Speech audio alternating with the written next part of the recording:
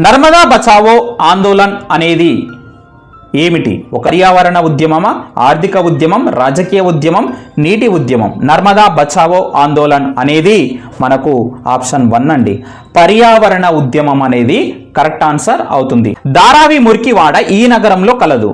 ఏ నగరంలో కలదు? ఢిల్లీ, ముంబై, అహ్మదాబాద్, కల్కత్తా.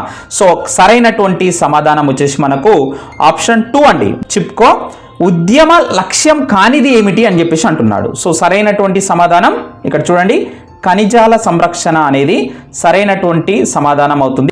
మొత్తంగా సేంద్రియ వ్యవసాయానికి మారాలని నిర్ణయించుకున్నటువంటి మొదటి రాష్ట్రం ఏమిటి? ఆప్షన్ 2 అండి, సిక్కిం రాష్ట్రం అనేది కరెక్ట్ ఆన్సర్ అవుతుంది. జీవితాన్ని పూర్తిగా ఆనందించడానికి కాలుష్య రహిత నీటిని, గాలిని పొందే హక్కు ఉంటుందని చెప్పేసి సుప్రీంకోర్టు 1991 సంవత్సరంలో దీనికి సంబంధించి తీర్పునిచ్చింది. ఆప్షన్ 3 అండి, జీవించే హక్కు అనేది కరెక్ట్ ఆన్సర్ అవుతుంది. చిప్కో పదానికి అర్థం ఏమిటి? So very very important. Chipko అంటే అర్థం వచ్చేసి మనకు హత్తుకోవడం. ఆప్షన్ 2 అనేది కరెక్ట్ ఆన్సర్ అవుతుంది. సేంద్రియ వ్యవసాయ పద్ధతులను మొట్టమొదటిగా అనుసరించినటువంటి రాష్ట్రం? ఇందులో సరైనటువంటి సమాధానం సిక్కిం రాష్ట్రమే అవుతుంది. భారత సుప్రీంకోర్టు వెలువరించిన అనేక ఆదేశాల ప్రకారం ప్రజా రవాణా వాహనాలన్నీ ఉపయోగించవలసినటువంటి ఇంధనం ఏమిటి అని చెప్పేసి అంటున్నాడు. Very very important.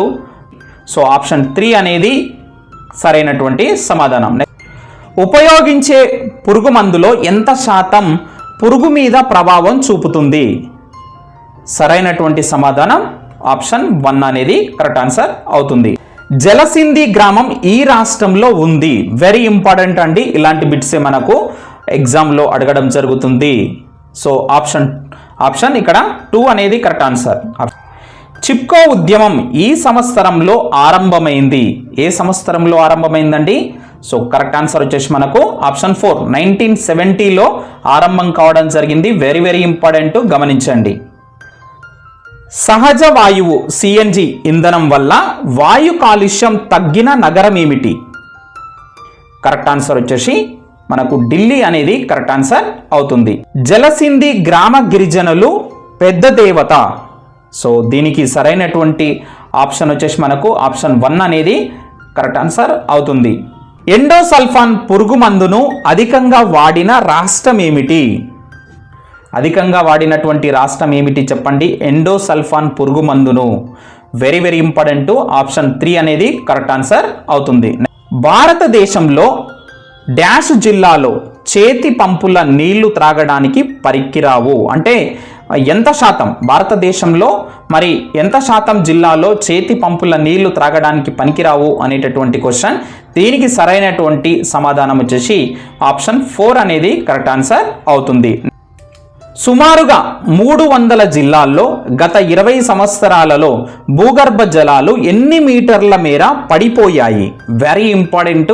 సో దీనికి సరైనటువంటి సమాధానం ఆప్షన్ 3 అనేది కరెక్ట్ ఆన్సర్ అవుతుంది. సహజ వనరులను అందించడంలో పర్యావరణ సామర్థ్యాన్ని ఈ విధంగా పిలుస్తారు. ఏ విధంగా పిలుస్తారండి? ఒకసారి చూసే ప్రయత్నం చేద్దాం. సరైనటువంటి సమాధానం కామెంట్ చేయండి. ఇందులో కరెక్ట్ ఆప్షన్ వచ్చేసి ఆప్షన్ 1 అండి, పర్యావరణ వనరుల సరఫరా నిధి అనేది కరెక్ట్ ఆన్సర్ అవుతుంది. రైట్. ప్రపంచంలోని అతిపెద్ద జల విద్యుత్ ప్రాజెక్టులలో ఒకటి ఏమిటి?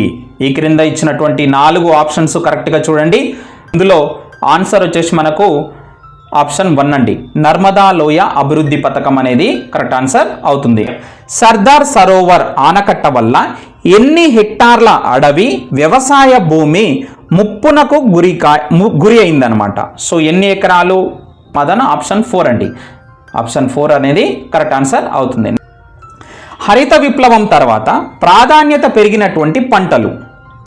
సో ఈ క్వశ్చన్ మనకు గతంలోనే వచ్చింది, మళ్ళీ రిపీట్ అయింది. చూడండి, ఈ విధంగా కూడా అడుగుతాడు. పై 2, సో వరి, గోధుమ అనేది కరెక్ట్ ఆన్సర్. మనకు పై 2 కరెక్ట్ ఆన్సర్ అవుతుంది. నెక్స్ట్, మధ్యప్రదేశ్లో జుబువా జిల్లా జలసింధి గ్రామానికి చెందిన ఇతను 1994లో ఎంపీ ముఖ్యమంత్రికి లేఖ రాసెను. సో సరైనటువంటి సమాధానం వచ్చేసి మనకు ఇందులో కరెక్ట్ ఆన్సర్ ఆప్షన్ 1 అనేది కరెక్ట్ ఆన్సర్ అవుతుంది. సుస్థిరాభివృద్ధి లక్ష్యం ఏమిటి?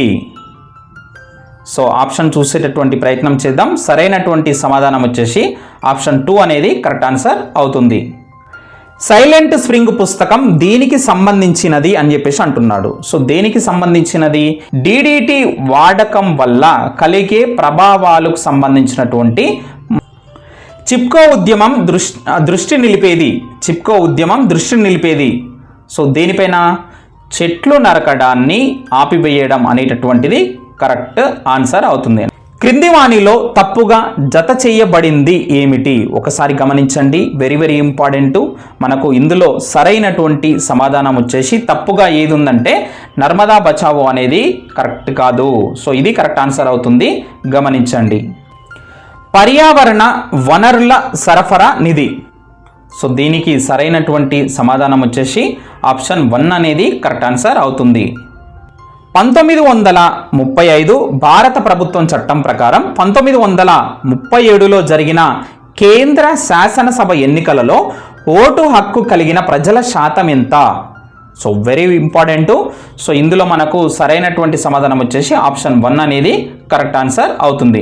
రెండవ ప్రపంచ యుద్ధ కాలంలో ఇంగ్లాండ్ ప్రధాని ఎవరు? రెండవ ప్రపంచ యుద్ధ కాలంలో ఇంగ్లాండ్ యొక్క ప్రధాని ఎవరు? వెరీ వెరీ ఇంపార్టెంట్ అండి. సో మరి ఆ సమయంలో ఇంగ్లాండ్ యొక్క ప్రధాని చర్చిల్. ఆప్షన్ 2 అనేది కరెక్ట్ ఆన్సర్ అవుతుంది.